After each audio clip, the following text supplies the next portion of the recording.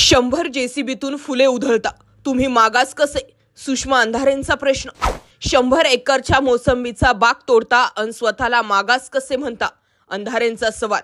भुजबळांची लायकी काढता अन स्वतःला पाटील म्हणता कसे? सुषमाताई, खास हा व्हिडिओ तुमच्यासाठीच. पद्धतशीर विषय समजून घ्याच. नेमकं घडलंय का? एकीकडे आर्थिक मागासलेपणाचं आरक्षण म्हणायचं, मग दुसरीकडे 100 जेसीबीतनं फुलं उधळायची. तर हे जरा कॉन्ट्राडिक्टरी वाटतं. किंवा एकीकडे आम्हाला संधी मिळत नाही आहे, आम्ही काय काम करू शकत नाही हो असं म्हणायचं, आणि दुसरीकडे आम्ही कोण आहोत? आम्ही पाटील आहोत, तुमची काय लायकी आहे, आम्ही तुम्हाला काम देऊ शकतो. गरजवंत मराठ्यांचा लढा. जरांगे पाटलांनी सुरू केलेल्या उपोषणाला, आंदोलनाला ही टॅगलाईन देण्यात आली होती. होय, मान्य आहे की आमच्यामधीलच काही मराठा समाजाकडे 100 नाही 200 एकरच्या बागा आहेत. होय, आमच्यामधीलच काही मराठा समाजाकडे मोठमोठ्या बिल्डिंग्स आहेत. होय, महाराष्ट्र सरकारमध्ये सर्वात जास्त प्रतिनिधित्व करणारे आमचे मराठा समाजाचेच आमदार आहेत. होय, आतापर्यंत महाराष्ट्राचा मुख्यमंत्री म्हणून मराठा चेहराच राहिलेला आहे. होय, आमच्यामधीलच काही मराठा समाजांकडे संस्था आहेत, कारखाने आहेत. होय, मराठा समाज आणि मराठा समाजातील काही लोक हे श्रीमंत आहेतच, आणि हे आम्ही मान्य करूनच चालतो. पण जर तुमचा अभ्यास जितका आहे त्या अभ्यासानुसार जर गरजवंत मराठ्यांचा लढा याची व्याख्या करायची ठरली तर तुम्ही काय करणार आहात? सुषमाताई, ज्या पद्धतीने ओबीसी समाजाला किंवा दलित समाजाला आरक्षण आहे, त्याच पद्धतीने ओबीसी समाजात आणि दलित समाजामध्ये सुद्धा अनेक लोक कोट्याधीश आहेत. मग याच कोट्याधीशांना लक्षात घेऊन त्यांना आरक्षण दिलं गेलं का, त्याची व्याख्या करायची ठरली तर कशी करणार आहोत? आता तुम्ही सांगा, ज्या ओबीसी समाजाबाबतच्या छगन भुजबळांबद्दल तुम्ही बोलत आहात, त्या छगन भुजबळांची प्रॉपर्टी सुद्धा कैक कोटीत आहे. मग भुजबळांना ओबीसी मधून आरक्षण कशाला हवंय? गोपीचंद पडळकर कशाला हवंय त्यांना आरक्षण? यांच्याकडे तर कोट्याधीशांची प्रॉपर्टी आहे.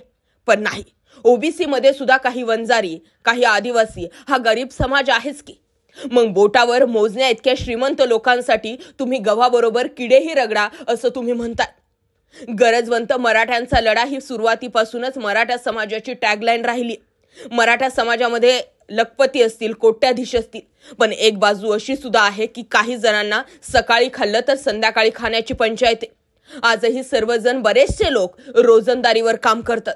आणि याचा सुद्धा जर तुम्हाला सर्वे करायचा असेल तर तुम्ही महाराष्ट्रात सर्वे करून बघा. 4-2 बोटावर मोजण्या इतक्या व्यक्तींची उदाहरणं देऊन तुम्ही सरसगट मराठा समाजाला ब्लेम कसे करू शकता? तुमचा तर अभ्यास सुद्धा तितकाच तगडा आहे. मग फक्त काही मोजकी उदाहरणं द्यायची आणि त्याच्यातून तुम्ही बोलायचं, हे कितीचं पटतंय? म्हणे काय तर यांना सभा घेण्यासाठी हे 150 एकर मोसंबीचा बाग तोडतात, आणि यावरून तुम्ही सरसगट मराठा समाजाला गृहीत धरतात. अहो, मुद्दा पुन्हा एकदा समजून घ्या. मुद्दा मुळात हा नाहीच आहे की आम्हाला आरक्षण कशासाठी हवंय हे समजून घेतलं गेलं पाहिजे. सर्वात मोठा विषय जो झालेला आहे तो म्हणजे आरक्षणाचा इतकाच आहे की तुम्ही शिक्षणामध्ये जे आहे ते आरक्षण एकतर सगळ्यांना द्या, नाही तर सगळ्यांचं शिक्षणातील आरक्षण काढा. सरसगट जर समाजाची मागणी असेल आणि सर्वात जास्त आरक्षणाची गरज जर कशात वाटत असेल तर शिक्षणामध्ये 94% आणि 65% यांची तुलना होऊ शकत नाहीये. सुषमाताई, समजून घ्या. 1 लाख रुपये फी आणि 2-3 हजार रुपये फी याची तुलना नाही होऊ शकत आहे. आणि गरजवंत मराठ्यांसाठी तरी हा लढा खूप महत्वाचा. त्यामुळे बोलत असताना फक्त 4-2 उदाहरणं देऊन तुम्ही संपूर्ण मराठा समाजाला एकाच मुठीमध्ये बांधू नका. सगळ्यांना एका दगडीवर आणून उभं ठेवू नका. तुम्ही ज्या पक्षाकडून आहात त्या शिवसेना पक्षाच्या पक्षप्रमुखांनी तुम्हाला असं बोलायला सांगितलंय की तुम्ही मनानेच बरळतायत हे तर माहीत नाही, पण बोलताना जर नाण्याच्या दोन्ही बाजू तपासून बोललात तर बरं होईल. अशीच एक आर्तहाक जी आहे ती मराठा समाजाची मुलगी म्हणून आहे. तुमचं काय मत यावर? तुम्ही सुद्धा जास्तीत जास्त लोकांना व्यक्त व्हा आणि हा व्हिडिओ सुषमाताईंपर्यंत पोहोचवा. जय महाराष्ट्र पब्लिक.